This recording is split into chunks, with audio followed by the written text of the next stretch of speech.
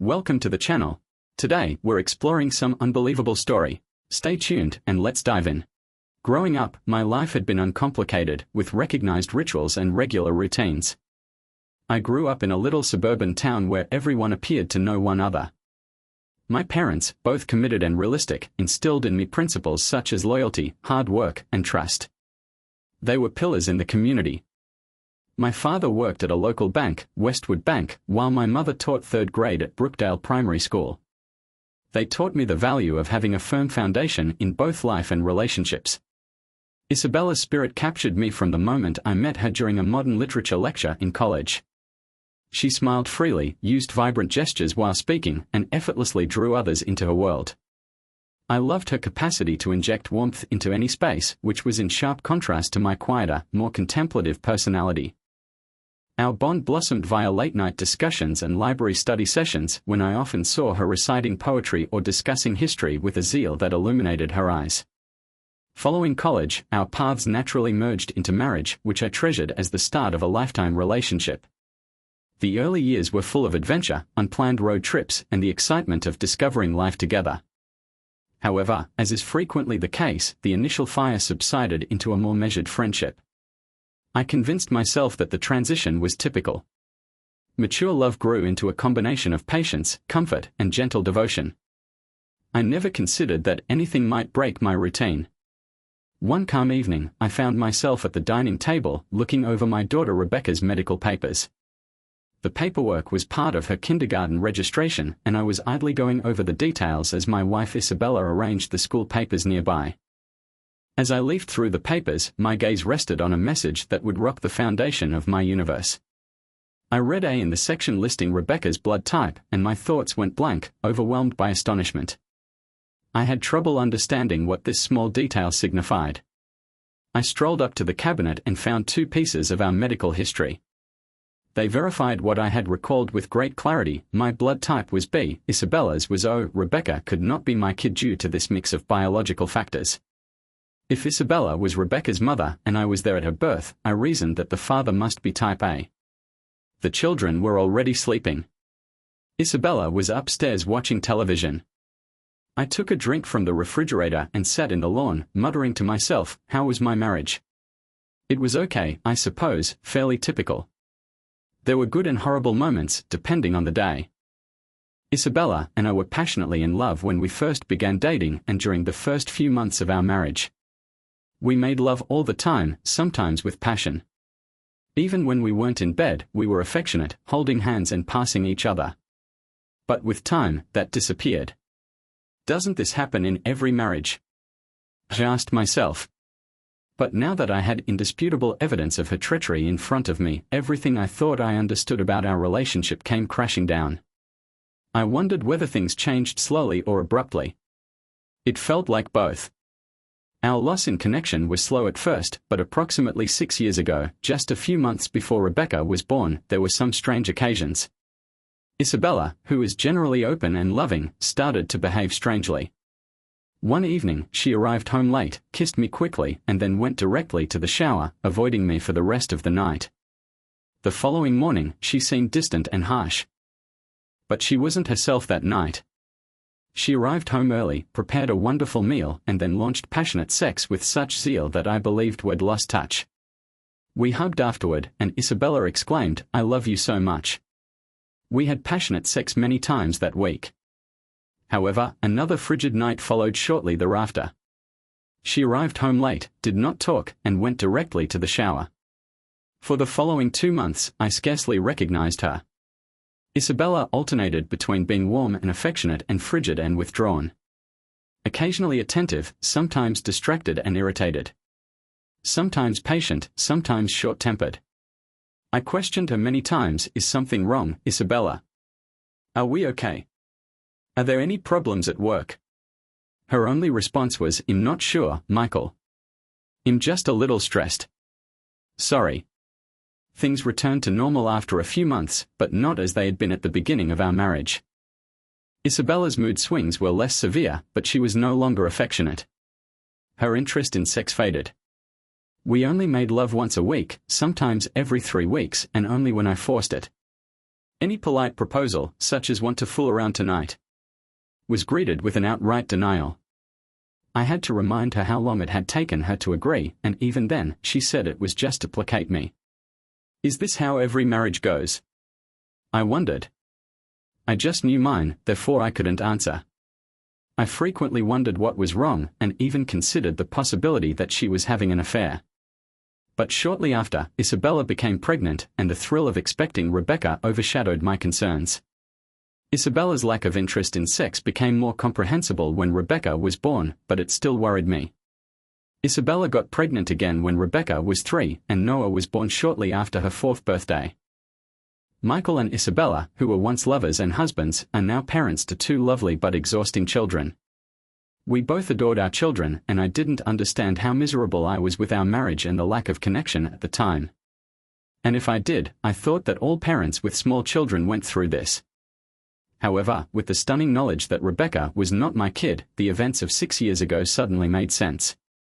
Isabella must have begun an affair about that time, I reasoned. That explained the coldness, showers, and unexpected love periods, which may have been due to remorse or an effort to save her marriage.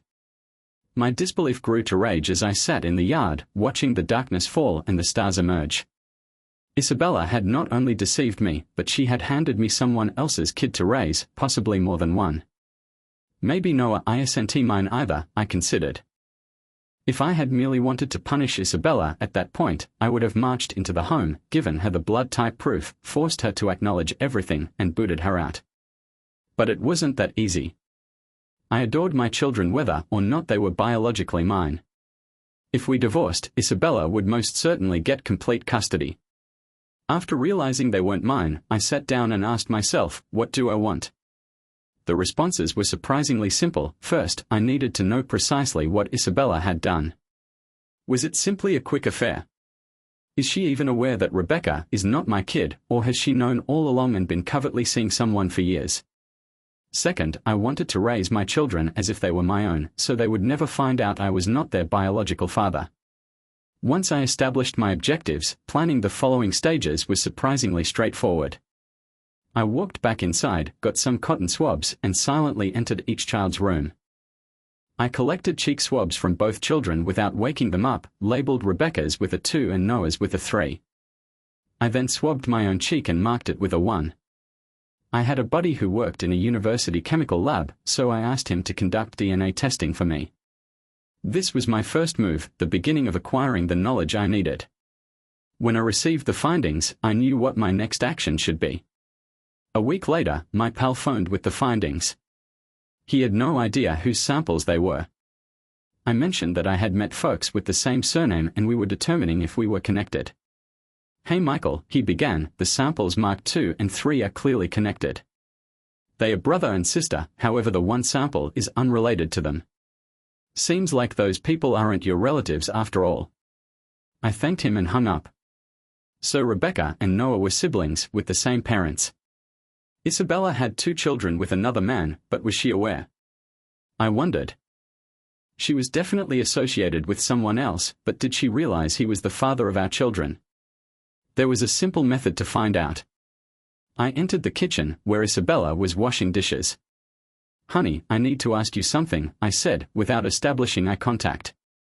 She told me to continue, so I did. "A colleague of mine has a scientist acquaintance who is performing DNA research and requires similar samples." I said I'd collect swabs from ourselves and the kids. I already performed the kids' swabs before bedtime, so we just need ours. Okay. I paid careful attention to Isabella while I talked. She tightened up halfway through and almost dropped the plate she was cleaning, but she recovered her calm and proceeded. Isabella stopped for a time before turning to face me. "I'm not sure I'm comfortable with that, Michael," she replied. "How do we know what they'll do with the samples, or if the information will be kept private?" I started my mouth to argue, but she cut me off.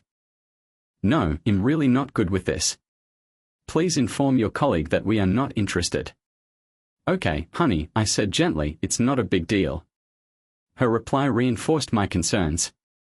I concluded my next move was to learn all I could about her prospective affair or affairs, including who was involved, where it occurred, when it happened, and maybe even why. It was conceivable that Isabella had concealed anything in the home that may give a clue, but I needed time to conduct a comprehensive investigation. That Monday, we had planned an afternoon visit to her parents. Just minutes before we were set to depart, I stepped into the bedroom and dialed our home phone number from my mobile phone, claiming to talk with my employer. After finishing the phony call, I went to Isabella. "I'm so sorry, honey," I murmured, adopting an apology tone. "There's an emergency at work, and they need me for at least 4 hours. If I don't attend, the firm may be in terrible difficulty." "Damn it, Michael," Isabella exclaimed, frustrated in her voice. "My parents are really looking forward to seeing the kids." "I know," I answered calmly. "I'm really sorry. You go ahead and apologize for me. You and the kids will have a great day, and I will see you tonight." She grudgingly consented and soon drove away with the children. I now had a few hours to investigate the home thoroughly. I concluded it was unnecessary to search locations I regularly frequented since Isabella was unlikely to conceal anything there. I avoided the kitchen, living room shelves, and communal spaces. I didn't bother with my side of the bedroom or the bathroom, but I did thoroughly inspect her closet and dresser drawers. I was simply shocked to see some pretty gorgeous lingerie, which I had never seen her wear before, concealed in the far back corner behind her ordinary clothing. Clearly, she did not want me to know about them. Only the children's bedroom and attic remained. The children's bedroom were doubtful, so I ascended to the attic. There were some ancient pieces of furniture, a few lamps, and crates of pre-wedding books and accessories. It was too much to go through individually, so I looked more attentively. I observed that one of the 3 crates in the corner had less dust than the others. Upon closer study, I discovered that they had been transferred more recently than the rest of the undisturbed attic detritus. I concentrated on these 3 boxes and discovered what I was searching for. These were Isabella's old stuff, mostly letters from friends and acquaintances from her undergraduate days. I also discovered a collection of letters and memories from myself, including nice greeting cards and other trinkets. A tiny collection of recent notes and 2 videotapes was tucked at the bottom of one box, behind ancient documents. I took them out. The cassettes were unlabeled. Daniel's notes were short but unmistakably sexual. I carried the recordings and notes downstairs to take a closer look. After 20 minutes of going over the notes, I knew almost all I needed. Isabella had an affair with Daniel, her supervisor at work. The affair seems to have begun approximately 4 months before Rebecca's conception, when Isabella was behaving sporadically at home. Daniel's notes to Isabella were harsh and aggressive. There was no attachment, simply desire. From the outset, their relationship seemed to be dominant-submissive, with Daniel in command. Some instructions guided her on how to dress for certain situations. Others described how their next late-night meeting might unfold. A few congratulated her on the birth of their children while mocking me as a naive idiot raising children who weren't mine. Daniel evidently did not intend to acknowledge his children. I knew he was married to a nice lady called Rebecca, and they had 3 children. Rebecca, it seems, was as clueless of his cheating as I had been. My jaw constricted when I read. Daniel had plainly overpowered Isabella, but she had voluntarily submitted to it. There was no indication of compulsion or blackmail. Isabella seems to love playing the submissive part and obeying his directions. It was also clear that they both knew who the father of Isabella's children was and took delight in concealing that information from me. The letters revealed nothing more about Isabella, but there was little question she had misled me for nearly 6 years, having children with another man while claiming to be my loyal wife. I'd been angry for days, but these messages drove me over the brink. My retribution plans would now encompass Daniel. I hesitated before deciding to play the recordings. The first scene depicted Isabella and Daniel having intercourse. According on Isabella's haircut, it was in a place I didn't recognize, most likely Daniel's residence. The second was shot more recently, in my own bedroom. I pondered when Isabella might have the opportunity, and I recalled my business travels from the previous year, when she may have left the kids with her parents. The recordings verified Daniel's authority over Isabella and her eagerness to comply. The lighting was dark, but they were both visible, and the music was really clear. Every word and sigh were heard. Daniel was already delivering directions on the first recording, right at the start of their affair. He sat on the bed and commanded Isabella to do a sexy dance, which she did while smiling. The intercourse was forceful, not gentle, and the tone was unpleasant. I was sorry to see Isabella loving it. The second tape had identical situations, but with additional illuminating speech. They laid on the bed, wondering why Daniel didn't mind me parenting his children. He said, "Michael is a wonderful person who, as you mentioned, like children. I have 3 of my own, and if it weren't for that, I would simply urge you to leave him." "What else is he excellent at besides changing diapers?" Daniel asked. Isabella said, "That isn't fair, Daniel. Michael is a polite and kind guy. He really loved me and supplied well for us. That's why you've let me have sex with you all these years, right?" Daniel said. Isabella grinned and lightly slapped his arm. "You've never been as gentle or kind as Michael, and that's probably why I'm drawn to you." "Yes, baby. I give you anything you desire. Now, let's get to it before I depart." After hearing both videos, I sat in shock at their boldness in not only writing these messages but also putting them and the cassettes anywhere I might find them. My vengeance would be complete and directed at both of them. I scanned each note into my hard drive and utilized complex software from work to convert the cassettes into digital files that could be edited later. When I was done, I concealed the notes and cassettes in my car's trunk, beneath the spare tire. Finally, I cleaned up the attic, putting everything back exactly how it was so Isabella wouldn't suspect anything. Over the following 3 weeks, I meticulously planned and carried out my approach. Surprisingly, it was simpler than I expected to behave normally around Isabella, as if nothing had occurred. I reminded myself that she had fooled me for 6 years, so why should I strain to do so now? I was kind and attentive, took care of the kids, expressed love to Isabella as usual, and even initiated intimacy a few times. But I did it gently, so she might easily reject me. The fact was that I no longer wanted to touch her. Isabella had a significant day coming up. She had just been elected president of the Brookdale Charity Foundation, a major local charity, and would be inaugurated at a luncheon where she would discuss the organization's goals for the following year. Isabella had been on the board for 4 years and was pleased to have been elected president. She was nervous about her speech and sought me for assistance with the PowerPoint presentation she planned to use. This was a fantastic opportunity. For a week, we worked on it each evening. She gave me her slides, which I helped arrange into a flawless presentation. She rehearsed it many times in the month coming up to her big day, and it always went well. In the meanwhile, I prepared a completely new PowerPoint presentation to replace hers. The night before the event, I removed her file and replaced it with mine, adding a lock to prevent it from being stopped once started. The only thing left to do was ensure Daniel and his wife, Rebecca, were attending. I asked her casually, "Are Daniel and Rebecca coming?" "Yes," she said. "They'll be there for the big night." I was thrilled, although for different reasons than Isabella. We came early, and she looked stunning in her black evening dress. I assisted her in setting up the laptop and performed a brief test to verify it would play. We had supper and listened to the introductory comments. The departing president then cordially welcomed Isabella, who went up to the stage, appearing both apprehensive and pleased. As the clapping subsided, she started her speech and launched the PowerPoint file. At first, everything proceeded as predicted, with images of the Foundation's big initiatives and financial charts. Then, as intended, it moved. A succession of still photos from the recording surfaced, depicting Isabella and Daniel in compromising poses. Some were dark, but the 10 or 12 shots revealed who they were. Isabella continued speaking for a bit before noticing the murmurs in the crowd. She turned to gaze at the TV, gasped, and dropped a glass of water in amazement. She stood still, her face growing scarlet. She frantically tapped buttons, hoping to halt the slideshow. The stills changed to video clips. "How are you going to keep Michael from finding out I made you pregnant?" Daniel's voice reverberated.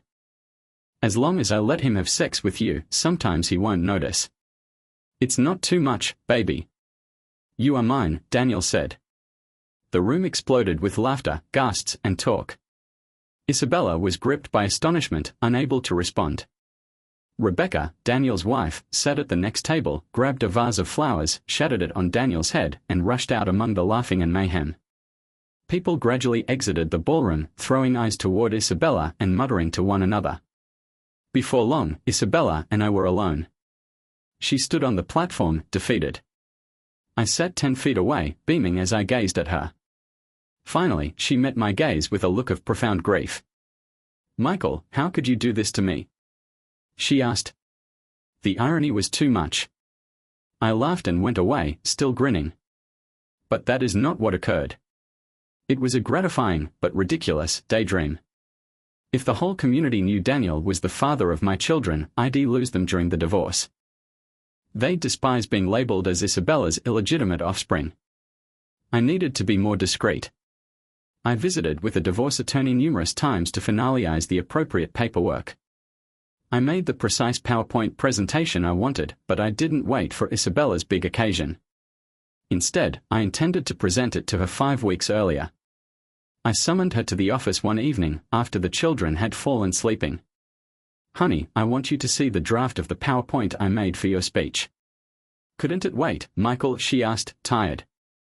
"I'm really tired today." "No, honey," I said sternly. "I need to know what changes you want so that I can make them. Remember, I'm doing this for you in my spare time." She reluctantly entered the office. I sat her in front of the computer. "Press A when you are ready." "The file will run automatically," I told myself, smiling. I paid great attention to her. Everything appeared regular at first as she prepared her lines with the foundation's introductory slides. When she saw the still photographs of herself and Daniel on the television, she gasped and her face became pale. She turned to face me, mouth wide but unable to speak. I glanced at her, expressionless. Then the video clips began, displaying their chat about Daniel being the father of her children while keeping me clueless, followed by more intimate recordings. Isabella desperately attempted to stop the slideshow, but I had locked it. The screen eventually turned blank. The whole scenario lasted around 2 minutes. Isabella sat slumped in the chair, head down and unwilling to meet my gaze. I quietly enjoyed her agony. She eventually spoke, raising her head to look at me. In that little period, she seemed to have aged 20 years. "Isabella, I don't know," she said quietly, her voice breaking. "Michael, I'm so sorry. Can you ever forgive me?" "Forgive you?" I said bitterly. "For what?" "Letting me go through it. Having an affair with Daniel Dunn for 6 years. Giving birth to his children and making me believe they were mine. Mocking me behind my back, denying me closeness at his request. Is that what you want me to forgive?" Her tears became more intense. "Michael, I don't love him. You're the one I love. The only one I've ever loved." I had a calm, frigid fury. I didn't say anything but thought, "No, Isabella, that's a lie. You like the life and security I give, but you do not love me. No woman who loves her spouse behaves in this manner." I sat back and watched her weep for 20 minutes, appreciating the sight but saying nothing. She finally wipes her face and looks at me. "What are you going to do, Michael? Are you going to divorce me?" "No, Isabella, I won't," I lied. "I care too much about Rebecca and Noah, even if they aren't biologically mine. But things are going to be different from now on. First, call Daniel and tell him to come here within 15 minutes.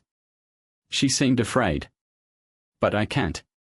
He's at home with his wife and kids. He won't come." I smirked. "Tell him whatever you need to, but make sure he comes. Let him know that if he doesn't, his marriage will end tomorrow." Isabella's eyes conveyed dread as she glanced at me without saying anything. She turned and walked into the kitchen to summon Daniel. When he came, he wore a strained, forced grin, indicating that Isabella had already told him what had transpired. "Come into the office, Daniel, and have a seat. You too, Isabella. We need to talk, I told you." They both sat down. "Daniel," I said, "you've been having your fun with Isabella for some time now, making me look like a fool. That ends today. Things have changed and now it's time for you to face the consequences." Daniel opened his lips to answer, but I interrupted him. "Sit down. Listen and watch." I showed Daniel the PowerPoint presentation and I saw the color drain from his face as he absorbed the information. The stillness that followed was thick, and I enjoyed it more than they did. "Here's how this is going to work, Daniel," I said. "You will follow my instructions exactly, or your marriage to Rebecca will come to a very public, abrupt end. Not if you understand." Daniel paused, a glimmer of wrath in his eyes, before nodding. "Good," I replied. "Now, keep your mouth shut. I have several documents for you to sign. You can have your lawyer review them, but you have 48 hours to return them signed. If not, Rebecca will get an invitation to a private screening." I gave him the first document. "This states that you acknowledge you're the biological father of Rebecca and Noah and agree to pay child support until they turn 21, along with a lump sum for college expenses. The figures are $10,000 per child annually, plus $100,000 per child at the start of their college years. The money will go into a trust fund I control and will be used as needed for their benefit." Daniel sprang up, his face distorted with wrath. "This is insane, Michael." "I'm not. Sit down, Daniel," I said, pulling him back in his chair. "Shut up. You have the money and we both know it. This is my show now, not yours. Stay quiet." Isabella regarded me with a combination of horror and astonishment. She'd never seen me like this before. "The second document is your consent for me to adopt Rebecca and Noah. Both you and Isabella will need to sign it. The third document states that you relinquish all parental rights and agree never to disclose your biological connection to anyone. The final document is a personal admission that you mistreated my wife at work and coerced her into an affair." "What?" Daniel said, springing up again. "That's a lie." "Sit down, Daniel," I ordered, sternly. "Maybe that's true, but Isabella will still sign a complaint stating otherwise. This is my condition for not divorcing her." "Understood." Isabella looked between me and Daniel, afraid, but said nothing. "Let me make it clear," I said.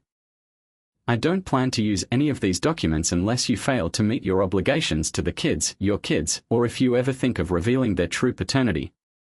I delivered Isabella the sexual abuse report filed by my attorney. "Sign it, Isabella."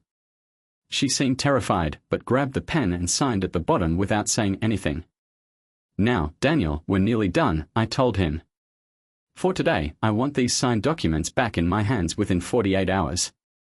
You can deliver them to the house, and just so you know, if you ever entertain any dark thoughts about injuring me, there are multiple copies of your incriminating letters and notes secured. People are instructed to ensure they come to light if anything happens to me. Any questions?" I concluded, gazing at him with contempt. I grabbed Isabella's hand and led her back into the office, gently seated her. She was plainly scared and shaking from terror. "Isabella, it's all right. I would never hurt you physically." "You don't need to be afraid," I told her. "God, Michael, what's happened to you? How could you do this to Daniel?" she said, shocked. I stared at her, shocked by her inquiry. "Do you really not understand, Isabella? Don't you see what he did to you and to me? It was cruel and unforgivable." A deep flush appeared on her cheeks. "Yes, I see that," she said calmly. "But you're so angry, it feels like you've lost control." I remained quiet for a time, allowing the tension to calm before speaking again. "Isabella, I promised I wouldn't divorce you, but things will never be the same. From this moment on, everything changes. Do you understand?" "Yes, Michael," she said, her eyes imploring. "I'll do whatever it takes to make up for what I've done." "Good," I said firmly. "We're going to start with a few conditions. First, you will find a new job within 3 weeks. I will not tolerate you seeing Daniel at work any longer, and this should go without saying, but you will have no personal contact with him, no touching, no calls, no emails, nothing. If our marriage is to move forward, it will be on new terms. I will not accept your coldness, mood swings, or indifference. You need to show through your actions that you love me and appreciate our marriage." I maintained her look intently until she lowered her eyes in humiliation. "And when I want us to be intimate, I expect you to be ready, willing, and enthusiastic. If you truly love me, Isabella, you have a lot of lost time to make up for." Tears welled up in her eyes as she crossed the room, knelt at my feet, put her arms around my legs, and solemnly gazed up at me. "I love you, Michael. More than I can say. I'll show you, I promise. I peered at her tear-stained face and terrified eyes. There were glimpses of the love and devotion I previously felt for her, but they were overpowered by my rage at her deception. She deserved every penalty that came her way. I pretended a tiny softening. Listen, Isabella, I murmured softly. In 5 weeks, your big supper will happen. Let us utilize this opportunity to rebuild and make something greater out of what we have left. If all goes well, that supper will be an opportunity for us to celebrate the beginning of a new chapter. What say you? She nodded and clutched my legs more tightly. Yes, Michael. Thank you. Thank you for giving me this opportunity. I'll be the wife you want. I drew her close and she repeatedly kissed my face and lips, still weeping. Give me 10 minutes to freshen up and then I'll start making things right, she replied, rising up and smiling slightly. She went and I sat back in my chair, chuckling as I imagined the following 5 weeks and how she would go out of her way to please me. I found it amusing that she hadn't noticed what I hadn't done. I hadn't questioned her about the specifics of the affair or how it started.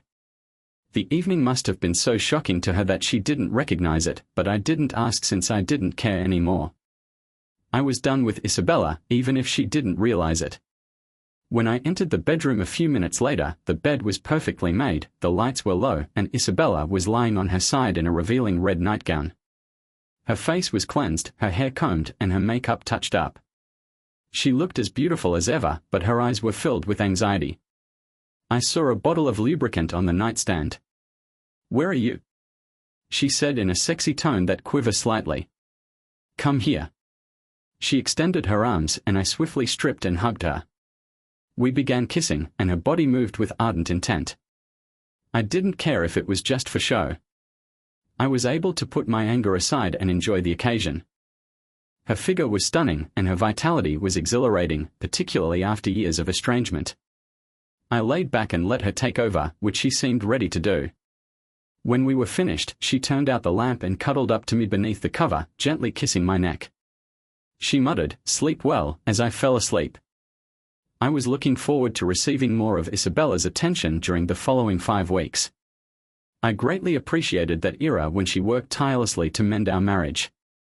The following morning, she woke me up with a bright grin and a sweet kiss, asking if I wanted some private time before breakfast. I enjoyed my dinner while seeing Isabella go above and above to prepare the youngsters for their day. That evening, I returned home to a wonderful supper that Isabella had discovered in a cookbook and decided to make.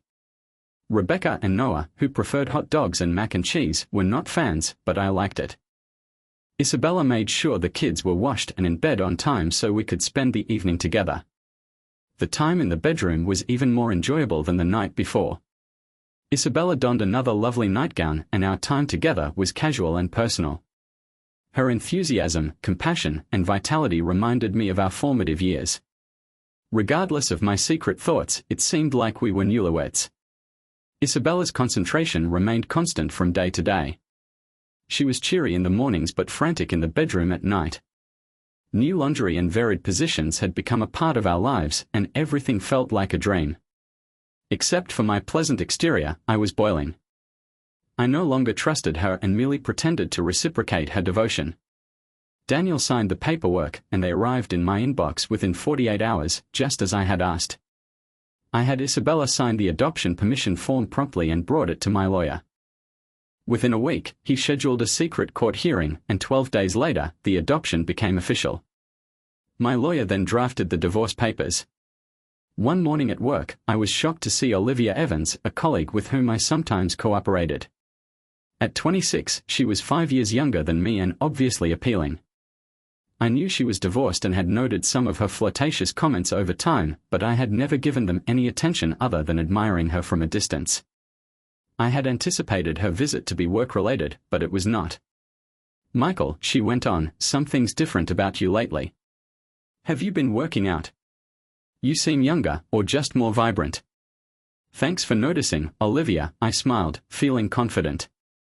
I continued, actually, it's something else, but I can't get into it here. How about we have lunch together today? Sounds good, she said. We grabbed lunch from a salad bar and ate it at a park table while enjoying the sunlight. The change you see is probably because my marriage is falling apart, I told you. She seemed astonished. And that makes you look better. You'll have to explain. I gave her a somewhat altered account of the events. A couple of weeks ago, I found out my wife had been cheating on me with a coworker for years. I put boundaries in place, and since then, she's been doing everything she can to make up for it. Here's the secret: Isabella thinks she can win me back, but I've already decided I'm leaving her soon. I can't stay with someone who betrayed me. In the meantime, she treats me like royalty, and that's probably what you're noticing. Olivia stared at me attentively. I'm impressed by how well you're handling all this. When I found out my ex was cheating, I was a mess for months before I felt like myself again. I'm sorry you went through that, I responded honestly. I had no idea. But right now, I'm determined to stay in control of my life, and things are going to unfold on my terms. I decided to take a risk. One positive thing is that while I'm technically still married, I know I won't be for long, so I don't feel like I have to hold back from appreciating the beautiful woman in front of me. Olivia flushed and averted her gaze before meeting mine again. Michael, you caught me off guard. I didn't expect that. Apologies, Olivia, but you're stunning, funny, and I've been drawn to you since the day we met. It just wasn't something I could say until now. Would you like to have dinner with me on Monday? I know a great Italian place by the river. She took me seriously. Michael, I like you too, but can I trust you? Is your marriage really over, or is this just a line? I'm sorry, but I've seen situations like this before, Olivia said. Michael, I've always been upfront with you. You know I never crossed any boundaries before. I'm ending things with Isabella soon and filing for divorce right after. There's no turning back. But if you need time to think it over, I understand, even though I'll be disappointed. Olivia smiled. No, Michael. Now that you've put it out there, I'm willing to take a chance. She leaned closer, and we exchanged a gentle kiss. It wasn't intense, but it seemed like a promise. I smiled as I departed. Later, when I informed Isabella that I had a date on Monday, I felt a harsh edge come over me. I made sure she knew I was going out with another lady while she remained at home with the kids. Isabella looked at me in surprise. But Michael, I've been trying so hard to fix our marriage. How can you go out with someone else? It's simple, Isabella, I said, my tone level. You spent 6 years seeing someone behind my back. Lately, you've been making an effort, but that doesn't mean you've earned my trust or loyalty. I need to enjoy myself before we can even begin to even things out. Tears welled in her eyes. Are you going to sleep with her? No, I said quietly. But I could. That's what you need to accept. If this hurts you, maybe now you'll understand how I felt. With that, I turned and left the room. My initial dates with Olivia were enjoyable, but cautious. We took our time, certain that we had more than simply physical attraction. We laughed, told tales, and got to know one another better. It seemed natural, like the early days with Isabella, a notion that momentarily pained me, but I dismissed it. After our third supper, Olivia quietly said, standing outside her apartment, "Would you like to come in?" We both understood what it meant, and I was instantly pulled to her. Inside, we hugged and kissed with young zeal. She drew back slightly. I want this, Michael, but I'm nervous. It's been a long time. Please be gentle. Of course, I said, raising her gingerly. Which way is your bedroom? Our first experience was calm, relaxing, and delicate. It seemed more compassionate than my prior interactions with Isabella. Olivia was a little bashful and let me take the lead, savoring every touch and kiss. When we were done, she kissed me and asked if I wanted to spend the night. I agreed, and we fell asleep while clutching one another. She was bashful the following morning, so we didn't make love again, but we did exchange loving goodbyes and tender kisses. There were just a few days till my last relocation with Isabella. I didn't tell Olivia my complete plan, but I convinced her that I'd be divorced very soon. On Monday morning, I went home to find Isabella seated at the kitchen table, softly sobbing. Her attitude indicated that she knew precisely where I had been. I approached her, seeming to be sympathetic but not really feeling it, and hugged her gently. I am sorry, Isabella, I understand how you must feel, I murmured quietly. She drew back slightly, her eyes welling with tears. Michael, it's unbearable knowing you were with someone else. It tears me apart. I've been so selfish all these years. How could I not think about how my affair would hurt you? Her voice quivered as she said, thank you for giving me another chance. Isabella's and my big night were coming. I nearly regretted what was about to happen. She had put in a lot of heart and work over the previous 5 weeks. She'd poured her heart into demonstrating how much she cherished our relationship, and the sex was fantastic. But no matter what she did, my hatred and wrath persisted. Her transgression was too profound to be forgiven. When I examined my emotions, I discovered barely a sliver of affection for her and even less sorrow for what was going to happen. While helping her improve her PowerPoint presentation for the occasion, I also created my own version. It deleted Daniel's identifier and the fact that he is the father of the children while keeping the important content, photographs followed by video footage. I configured the laptop so that a presentation played by default, but a simple keyboard combination could change it to mine. In the days leading up to the meal, Isabella hesitantly inquired, Michael, you did delete that awful file, right? I'd smile and show her the laptop, saying, yes, honey, it's gone. Here's your presentation, ready to go with one click. Relief would flow over her, and she'd concentrate on her speech with fresh confidence. The final few days at home were really lovely. Isabella appeared to believe she had won me back and was more calm, humming as she strolled about the home. Nonetheless, the agony she must have felt after my night with Olivia seemed to drive her efforts in the bedroom. Every time with her was heartbreaking because I knew what was about to happen. The night of the event has come. Isabella looked lovely in a black evening dress with thin straps that highlighted her shoulders and neck. I donned a rented tuxedo. We came early, practiced her presentation twice, and everything appeared okay. I even helped her place her handbag below the podium. When she leaned down, I entered the code that would enable my version of the presentation, if necessary. Dinner was enjoyable, with lively chatter and a few boring speeches. Finally, the departing president introduced Isabella, who rose up and approached the stage, smiling shyly as the audience cheered. According to my watch, her confidence lasted precisely 54 seconds until the first still photographs of her and Daniel surfaced. She did not freeze or knock over a glass of water, as I had expected. Instead, she looked at me with terror and amazement before attempting to halt the presentation, which she couldn't. The video clip started, and their voices filled the room. How are you going to keep Michael from discovering I got you pregnant? Daniel's voice reverberated. As long as I let him have sex with you, sometimes he won't suspect. Not too much, baby. You're mine, she said.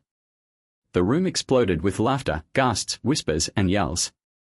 Some individuals laughed, while others shouted loudly. Soon, the ballroom was empty, leaving her alone on stage. I sat and watched. Finally, she turned to me, her voice quivering as she said the words I could only imagine hearing. Michael, how could you do this to me? I thought you loved me. Yes, Isabella, I said, rising up. Over the past few weeks, I loved you just as much as you loved me for the last 6 years. I walked to the podium, placed the divorce papers in her hand, and added, in divorcing you. You've been served. If you stay in town, we'll share custody of Rebecca and Noah. If not, we'll fight for full custody, and you know will win. As I approached the door, I heard her scream. But you said you wouldn't divorce me. You said we could work it out. I spun around one final time and caught her gaze. Yes, Isabella, but after all these years of you lying to me, I lied to myself. With that, I walked away, leaving her to bear the repercussions of her treachery. The weeks after that terrible night were a jumble of whispers, knowing looks, and frigid apathy. My reputation at work stayed intact, thanks to my calm professionalism, but Isabella's did not. I had heard from common acquaintances and a local gossip that she had quit from her position at the Brookdale Charity Foundation. The weight of guilt had forced her into a secluded corner, beyond the grasp of even the most persistent well-wishers. At home, the stillness between us was almost soothing in its familiarity. The children, as innocent as ever, were completely ignorant of the tempest that had enveloped our life. Rebecca's bright and messy paintings remained pinned to the refrigerator, and Noah's laughing could still be heard throughout the corridors. Each sound informed me that my decisions, as terrible as they were, had saved their childhood. For the time being, I was their father in every manner that counted, and that was enough. One evening, a few weeks after the gala, I was sitting on the sofa, gazing at the flickering pictures on the screen without seeing them. Isabella stepped in, her eyes red-rimmed and her feet cautious. She had a little, tattered notepad in her hands, a reminder of our early days. Without saying anything, she sat next to me, the space between us packed with years of unsaid anguish. "I've been reading through this," she continued, her voice barely audible. I looked at the notepad and instantly recognized it. It was loaded with notes, ideas, and hopes from a simpler time in our lives when our love was unproven. I said nothing and waited for her to continue. "I don't expect forgiveness," she said, stroking the corners of the tattered cover. "But I need you to know that even at my worst, part of me always wanted to come back to this, to us." Her words lingered in the air, tinged with sadness and echoes of a life that could have been. I took a big breath and leaned forward, resting my elbows on my knees. "You know, Isabella," I replied softly, "it's not just about forgiveness. It's about trust. I don't think I can ever give that back to you, not the way I once did." My statements were calm and distant, like if they belonged to someone else. My wrath had faded, replaced by a calm, empty acceptance.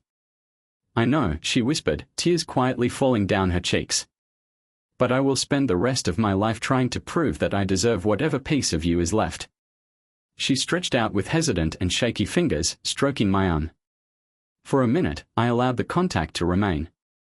It was both familiar and unfamiliar, full of recollections of happier days and the harsh reality of our now shattered lives. "Isabella, for Rebecca and Noah, you'll always be here," I added, my voice firm. "But for us?"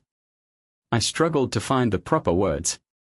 "We're standing in the ruins of what we built, and I don't think either of us knows how to rebuild." She nodded, her smile conveying comprehension.